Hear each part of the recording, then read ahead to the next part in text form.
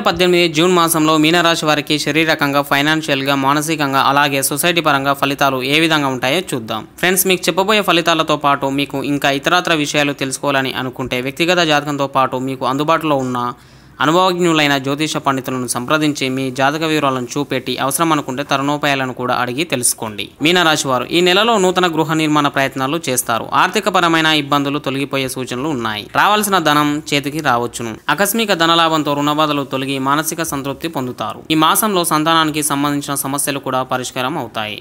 గతంలో ఉన్న సమస్యలు కూడా తొలగిపోయి విలువైన వస్తువుల విషయంలో జాగ్రత్త అవసరము. వాహన చోదన విషయాలలో కూడా జాగ్రత్త పడడం చాలా అవసరం. ఆరోగ్యం అన్ని విధాలా సహకరిస్తుంది. సంతానం కొరకు శుభకార్య చర్చలు ఫలిస్తాయి. పుణ్యకార్యాలపై ఆసక్తి పెరుగుతుంది. అంచనాలతో చేసే పనులతో స్వల్ప నష్టం చవిచూడాల్సి వస్తుంది. ఆదాయానికి మించిన ఖర్చులు చేస్తారు. అయితే నూతన ఆదాయ మార్గాలు కూడా ఉన్నాయి. ఉద్యోగ జీవనంలో ప్రోత్సాహకరమైన వాతావరణం ఉంటుంది.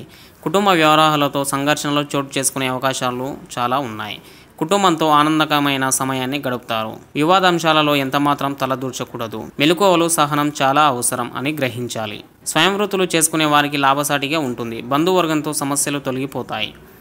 విద్యార్థులకు విజయవంతమైన కాలం ఇది. నెలాఖరులో వైద్య సేవలు అవసరం వచ్చే అవకాశం ఉంటుంది. కాబట్టి ఆరోగ్య విషయంలో అశ్రద్ధ చేయవద్దు. ఈ నెల 22 నుండి 26 తేదీల మధ్య వృధా వ్యయం ఏర్పడే సూచనలు ఉన్నాయి. నూతన బాధ్యతలు ఏర్పడతాయి. అనుకూలమైన శుభాల కొరకు పౌరాలకు బెల్లం పట్టించిన ధాన్యపు గింజలను, త్రాగడానికి నీళ్లను కూడా ఏర్పాటు చేస్తే అన్ని శుభాలే కలుగుతాయి. ఫ్రెండ్స్, ఒక చిన్న రిక్వెస్ట్, మన చుట్టుముట్టు పరిసరాలను పరిశుభ్రంగా ఉంచుదాం, ఆరోగ్యాన్ని కాపాడుకుందాం, ప్లాస్టిక్ సంచుల వాడకాన్ని నిషేధిద్దాం, వాతావరణాన్ని కాపాడుకుందాం. స్వచ్ఛ నమస్తే. జై శ్రీమన్నారాయణ.